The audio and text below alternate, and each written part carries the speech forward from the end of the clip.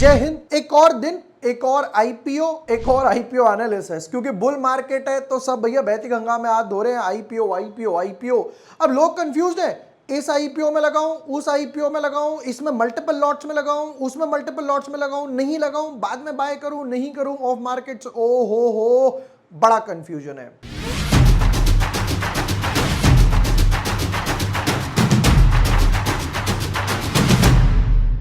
Hi everyone, my name is Vibhor Varshney. I am a SEBI registered research analyst. एक और IPO आया है टीवीएस सप्लाई चेन का। टीवीएस ग्रुप के बहुत टाइम बाद एक आईपीओ आया है, तो देखेंगे कि क्या आईपीओ में पैसा लगाना है, नहीं लगाना है। डेफिनेटली ये तो क्लियर है कि टीवीएस ग्रुप एक वेल्थ क्रिएटर रहा है। टीवीएस मोटर्स का ही नाम सबसे पहले सामने आता है, बट क्वेश्चन मार्क यहां आके अटकता है कि क्या ये आईपीओ मेरे लिए बेनिफिशियल रहेगा या नहीं रहेगा। ये सब हम लोग आज इस वीडियो में डिस्कस करने वाले हैं। विदाउट वेस्टिंग टाइम चलते अपने आईपीओ एनालिसिस पर। But yes, before moving ahead, अगर अभी तक आपने चैनल सब्सक्राइब नहीं किया है या न्यू यूजर हो, subscribe the channel, press the bell icon. जैसे कि मैंने यहां पर एक पेनी स्टॉक के एनालिसिस भी डाले थे, 5% अप था। फिर ये टेक्नो फंड एनालिसिस इस वीकेंड पर डाले थे, पहले दिन में ही 7-8% का रिटर्न देकर गया। काफी सारे सेक्टोरियल एनालिसिस भी हो गए, स्ट्रैटेजीज वगैरह, वो सब ऑन द बोर्ड आपको मिल जाएगा।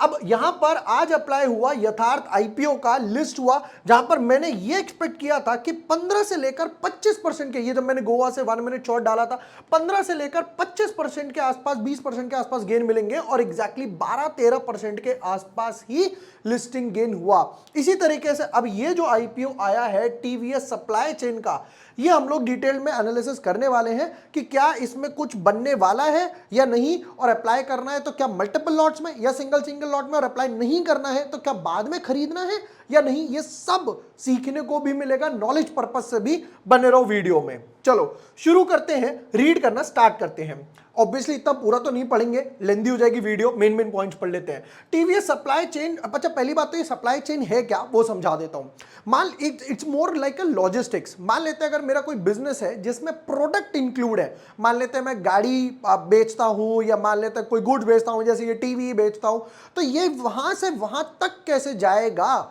वो एक कंपनी सर्विसेज जो प्रोवाइड करती है उसे बोलते हैं सप्लाई चेन। यहां से लेकर प्रोडक्ट शिप एंड तक उसे बोला जाता है फैक्ट्री से पिक करना, या फिर वापस से दोबारा पिक करना, रिवर्स पिकिंग जिसे के बोलेंगे, या किसी गोडाउन में शिप करवाना, गोडाउन से एंड यूजर फैक्ट्री, ये वो सब सारा काम वो सप्लाई चेन में आता है। Supply chain provide supply chain management services for international organisation, government departments, large and medium size business. ठीक है, in 2 segments, integrated supply chain solution and network solutions. ठीक है, नेक्स्ट पार्ट पर आते हैं। प्रोक्योर, ये वो, ट्रांसपोर्टेशन, क्या क्या सर्विसेज है वो एक बार नजर मार लेते हैं। Segment include sourcing, procurement, integrated transportation, logistics, operation centres, in plant logistics, operation, fresh goods, after market fulfilment and supply chain consulting. कि अगर कोई खुद भी सप्लाई चेन बनाना चाह रहा है तो उसको भी ये कंसल्टिंग सर्विसेज वगैरह बता देते हैं कि आप ऐसे तरीके से बना सकते हो। चलो नेक्स्ट पार्ट पर आते हैं। इंपॉर्टेंट बात यहां पर क्या आ रहा है, ये पैरा पढ़ने वाले हैं। TVS supply chain provided supply chain solutions to over 10,000 and 8,100 customers during fiscal year, last financial year 2022 and the 9-month period ended। मतलब ये जो है वो 2022 का है, और ये जो आया है वो यहां पर 9th मंथ पीरियड वाला, लास्ट वाला है। ये हुआ 21-22 का, ये हुआ 22-23 का, बट 9 महीने का।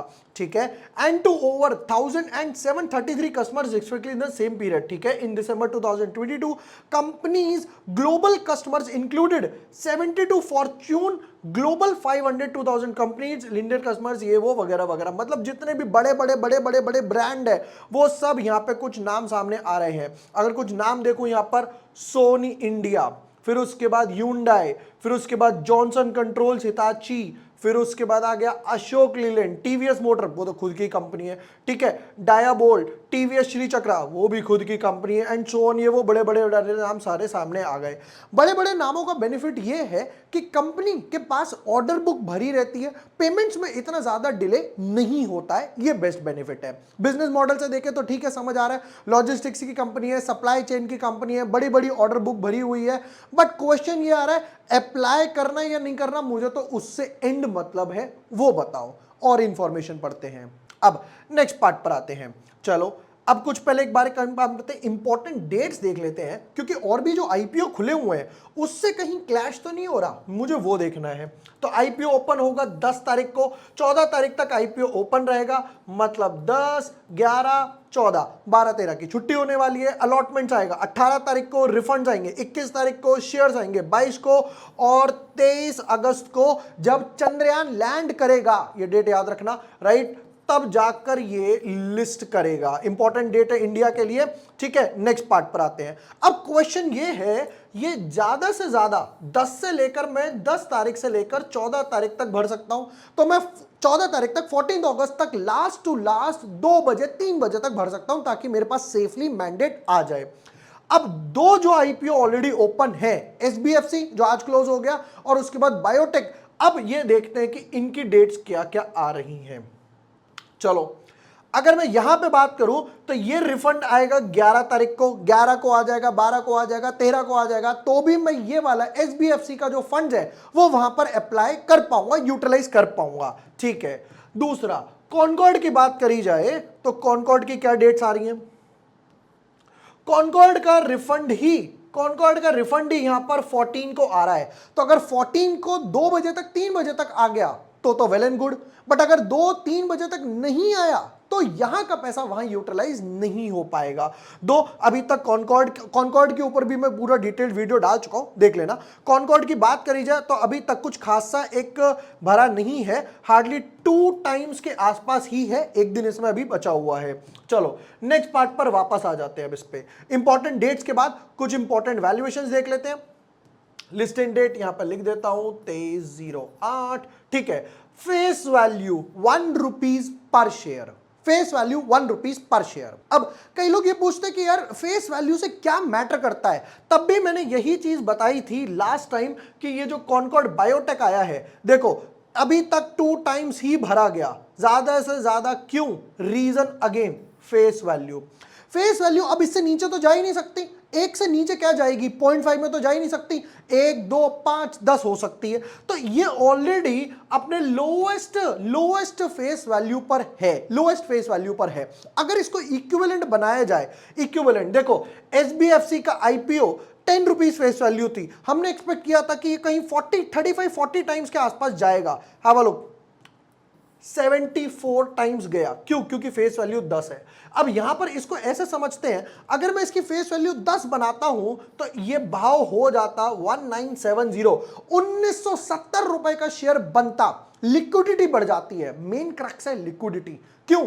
यहां पर क्या होगा, अभी मेरे पास 1970 का एक शेयर होता, क्योंकि फेस वैल्यू 1 हो गई तो मेरे पास हो गए 197 मल्टीप्लाई बाय 10 शेयर। अब ये 10 शेयर की लिक्विडिटी मार्केट में आ गई, सप्लाई बढ़ गई। इसको ऐसे समझ लो, ज्यादा कंफ्यूजिंग ना करते हुए आगे बढ़ते हैं। अब क्वेश्चन आया क्या है, हमेशा ये अपर बैंड पे अप्लाई करना, 197 पे कट ऑफ प्राइस हमेशा 197 का ही डालना है। 76 शेयर्स का एक लॉट है, तो 197 मल्टीप्लाई बाय 76 ये हो जाएगा 14,000 समवट अराउंड 792 के आसपास, 790 700-800 के आसपास हो जाएगा, ठीक है। Total issue size 880 crore market से उठा रहे हैं, जिसमें से 600 करोड़ यानी कि समवट अराउंड 68% फ्रेश इशू है, बहुत अच्छी बात है, और सिर्फ 32% जो है वो ओएफएस है। तो प्रमोटर ने कहा चलो मैं भी थोड़ा सा हाथ धो लेता हूं, ठीक है, फेयर इनफ। अब नेक्स्ट पार्ट पर आते हैं कि यहां तक की बात करी जाए समझ आता है। एक नेगेटिव पॉइंट क्या है, फेस वैल्यू 1 रुपीज है, प्राइस बैंड थोड़ा सा ऊपर लग रहा है 1970 से, जो मेरे एनालिसिस कहते हैं, जो मैं हर बार करता हूं उस हिसाब से। फ्रेश इशू ओएफएस बैलेंस्ड है, 70-30 के आसपास है, बैलेंस्ड है, कुछ ज्यादा नहीं है, ठीक है। नेक्स्ट पार्ट पर आते हैं, QIB not less than 75, minimum to minimum 75 भैया लेकर जाओ। बट रिटेल वाली जो कैटेगरी है नॉट मोर देन 10%, भैया आपको 10% से ज्यादा नहीं मिलेगा। क्यों? वो भी नीचे एनालिसिस में आने वाला है। अब इंपॉर्टेंट बात पे आते हैं, प्री होल्डिंग कितनी है? 46, उसके बाद रह जाएगी 41। ये हमारे लिए एक नेगेटिव पॉइंट है, नेगेटिव पॉइंट है। क्यों? मैं हमेशा बताता हूं, जब भी आप कभी फंडामेंटल एनालिसिस करो, इसके ही नहीं, किसी भी स्टॉक के, अगर हमेशा चेक करो प्रमोटर होल्डिंग क्या बोलती है। मेरा पहला क्राइटेरिया रहता है 75 नहीं है, दूसरा क्राइटेरिया 70 नहीं है, थर्ड क्राइटेरिया 60% नहीं है, लास्ट एंड लास्ट 50%। 50% से नीचे प्रमोटर की होल्डिंग है, हटा दो, हटा दो, या बहुत ही कम एलोकेशन दो अपने पोर्टफोलियो का, बहुत ही कम क्वांटिटी दो। क्यों? प्रमोटर को खुद ही अपनी कंपनी में भरोसा नहीं है कि कंपनी में हो क्या रहा है, वो खुद ही पैसा नहीं डालना चाह रहा, तो आप क्यों डाल रहे हो, ऐसे समझो। चलो एक और नेगेटिव पॉइंट आया। अब आते हैं फाइनेंशियल्स पे। One of the most important कि फाइनेंशियल्स क्या बोलती हैं, कंपनी ने कितना माल बेचा, कितना कमाया, कितना घर लेकर गए। शुरू करते हैं जी एसेट से। एसेट्स 5400 करोड़ के आसपास एसेट्स थे, जो कि ड्रॉप होके 10% का ड्रॉप होके 4990 5000 करोड़ के आसपास रह गए। फिर वापस से जंप आया 12% के आसपास, नॉट 12%, 11-12%, 5700। फिर वापस से थोड़ा सा जंप आया 6-7% के आसपास 6200। ठीक है, एसेट्स में एक ग्राफ ऐसे की तरफ चला गया। ठीक है, नेक्स्ट पे आते हैं रेवेन्यू पे, कि बेचा कितना वो बताओ, और बेचने के बाद बता कितना वो इंपॉर्टेंट है। रेवेन्यू की बात करें, 6700 करोड़ की सेल्स हुई, बढ़िया। हल्का सा जंप आया, 7000 के आसपास जंप हो गई, समझ आता है। फिर उसके बाद एक अच्छा खासा जंप आया, 9200 करोड़ की सेल्स, एक मैसिव पिकअप लिया। क्यों? क्योंकि यहां पर जाकर ना कोविड ओपन हो गया। इसको ऐसे देखते हैं, ये देखो यहां तक कोविड था, अप्रैल मई तक भी कोविड था, बाकी के 8 महीनों में यहां पर जो थोड़ी सी सेल्स इफेक्ट हुई, उसके बाद एक अच्छा खासा जंप आया और वापस से एक 10% का ग्रोथ दिखाई दिया।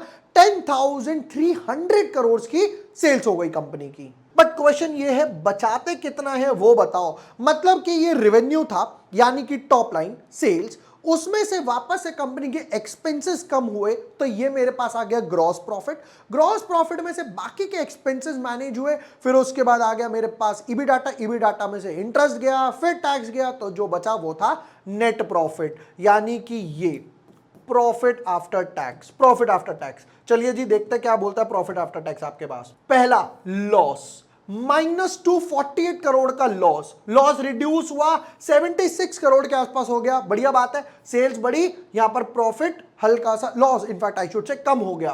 फिर सेल्स बढ़ी और हल्का सा लॉस और कम हो गया। बट ओवरऑल देखो, सेल्स बढ़ी यहां पर समवॉट अराउंड 2000 करोड़ के आसपास, बट लॉस हल्का सा ही रिड्यूस हुआ। फिर फर्दर देखते हैं, फर्दर जाकर यहां पर सेल्स बढ़ रही है कुछ ऑलमोस्ट अराउंड 1000 करोड़, 1100 करोड़ से, तब जाकर कंपनी प्रॉफिट में आई है। फाइनली जाकर 4 साल बाद, 3 साल बाद कंपनी प्रॉफिट में आई। बट प्रॉब्लम क्या है वो समझना जरा। यहां पर 10,000 करोड़ की जब कंपनी सेल्स करती है, 10,000 करोड़ की सेल्स करती है, तब हाथ में सिर्फ 40 करोड़ रुपए घर लेके जाती है। मतलब दैट इज 0.4% मार्जिन। कंपनी का पैट मार्जिन 1% भी नहीं है, 0.5% के आसपास कहीं कंपनी पैट पे ट्रेड कर रही है, नेगेटिव, अगेन नेगेटिव। चलो नेक्स्ट पार्ट पर आते हैं कि कंपनी की बोरोइंग्स क्या बोलती है। कंपनी की बोरोइंग्स यानी लॉन्ग टर्म डेट, जिस पे कंपनी को फिक्स्ड इंटरेस्ट देना ही देना है। 2100 करोड़, थोड़ा सा रिड्यूस हुआ, बढ़िया, ऑलमोस्ट 25% के आसपास रिड्यूस हुआ, 1500 करोड़।